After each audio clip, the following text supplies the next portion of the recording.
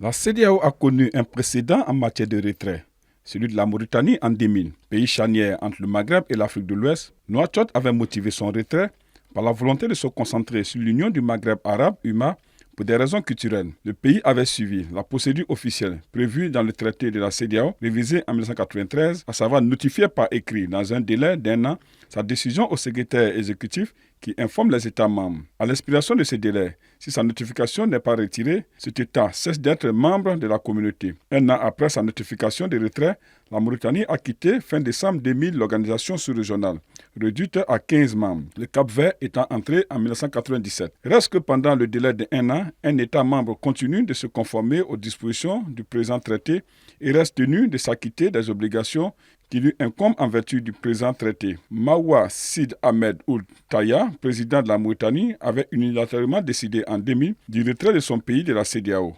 Entre-temps, la Mauritanie avait rejoint l'Union du Maghreb arabe, créée en 1989 entre l'Algérie, la Libye, le Maroc, la Mauritanie et la Tunisie. L'UMA n'a jamais marché à cause essentiellement des dissensions entre Rabat et Alger sur la question sahraouite. 17 années après le retrait décidé par Ould Taya, la Mauritanie a signé en mai 2017 un accord avec la CEDEAO portant sur 4 points, dont la libre circulation des personnes et des biens, l'application d'un tarif extérieur commun et la lutte contre le terrorisme. Sur le plan politique également, l'État mauritanien a plus de relations de coopération avec les pays de la CEDEAO qu'il n'en est avec les autres pays membres de l'UMA. Ainsi, la Mauritanie développe actuellement des relations de coopération très étroites avec la Guinée, le Mali et le Sénégal, tous trois membres de la CEDEAO dans le cadre de l'Organisation pour la mise en valeur du fleuve Sénégal, OMVS.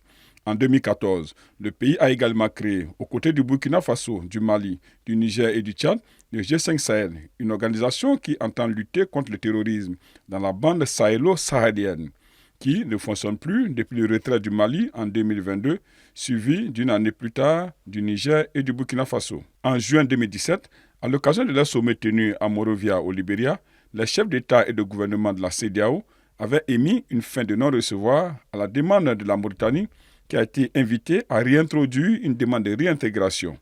La Mauritanie devrait donc attendre encore pour son retour au sein de la CEDEAO.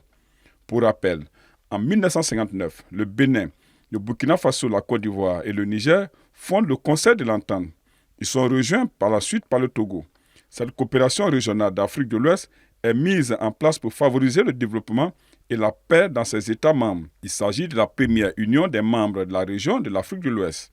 Plusieurs années plus tard, en 1972, le Nigeria et le Togo souhaitent mettre en place une large zone d'intégration économique régionale. Le projet est alors proposé à 12 pays.